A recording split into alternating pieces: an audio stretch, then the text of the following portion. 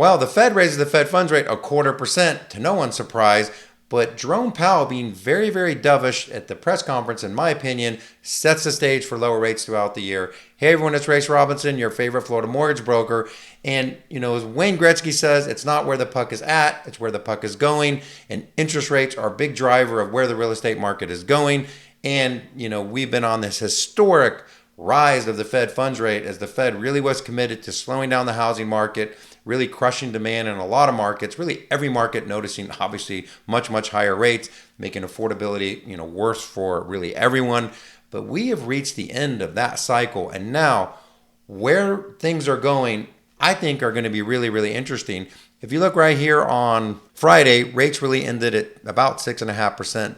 This is Mortgage News Daily. Everyone's rate is different, but in general, rates are right around in the mid sixes for a lot of clients that are really qualified.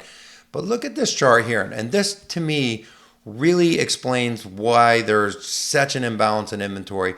This right here is the Fed funds rate. Look how long they kept rates at zero. Way too long in most experts' opinions, and mine too. But then look how fast they bumped up the Fed funds rate. Really, I think historically, the only time they've raised it this quickly, especially after such a long period of 0%. So what did that do? That really locked in everybody to super low rates, either through refinancing or buying during that period. And now they just don't have incentive to sell.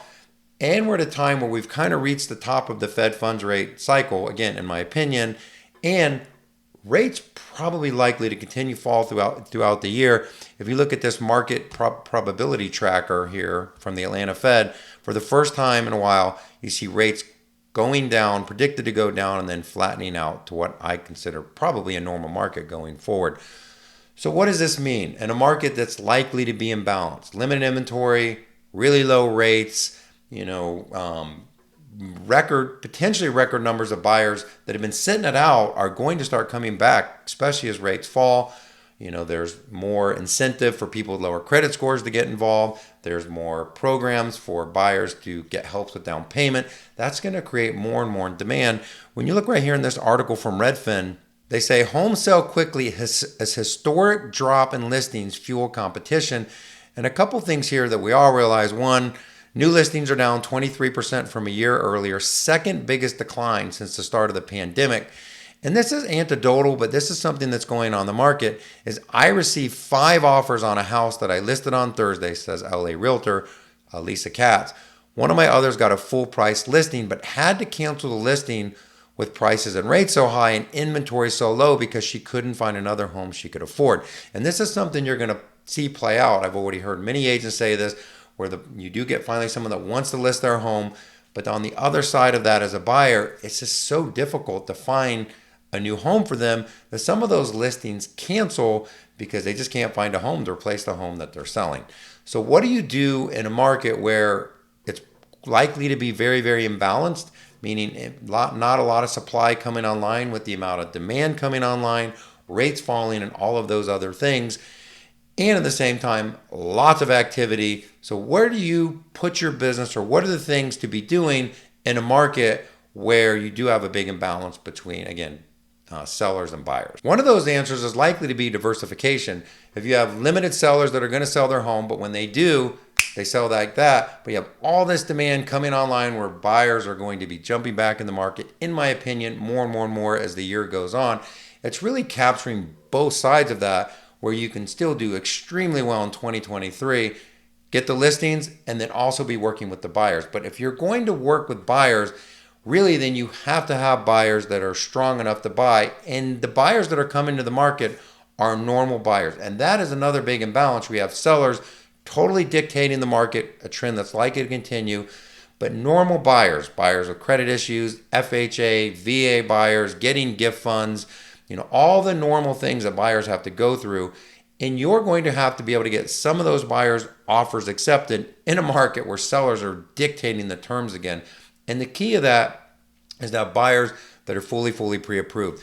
And that sounds like something obvious, but lenders have gotten really lazy over the last few years doing pre-approvals, or not wanting to work with buyers that are a little harder to work with because there was so much other business out there. But that's not the same anymore. If you're going to be successful in 2023, I have so many lenders ask me what I call about my hammer, screwdriver, and saw, right? What loan programs do you do?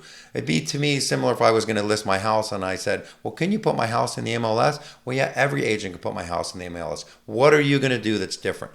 And lending is the same way. And the thing that I'm going to suggest that any lender needs to do different is actually really be able to use all of those tools to let you work with the most amount of buyers and have them fully pre-approved. Going the extra mile up front makes a big difference when you have a buyer that's putting 3 or 5% down, but they are completely ready to go and can close in under 30 days because that particular lender or mortgage person has taken the time. And that's really what you need. I put here just because I think it gets glossed over the last few years. This is our checklist that we use, one of many, and we have almost a 100-point checklist that we bring buyers through up front. And you have to do that. Look right here at the Fannie Mae guide, which you can download online. This is what underwriters use to underwrite and look at files and judge their ability to get a loan. There's 1,255 pages of guidelines and different things that you have to follow when you're doing a conventional loan. And that doesn't include FHA, VA, USDA, special programs, and all the other things that go into that. And taking the time up front with borrowers that are going to be coming online, that are going to be normal buyers, is a key, in my opinion, to being successful in 2023.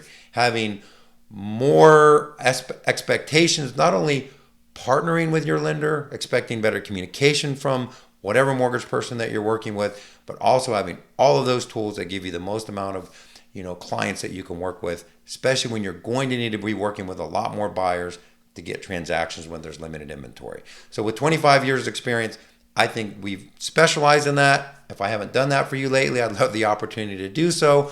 What the data says, in my opinion, is great. If you can get listings, that's awesome. Also to work with both sides of that transaction, work with fully pre-approved buyers that can buy in a market that's competitive, regardless of if it's first time or not. That's a really, really good way to succeed in 2023. Anyways, that's what the data says now. If you have any questions on that or anything else, reach out to me. I'd love to help.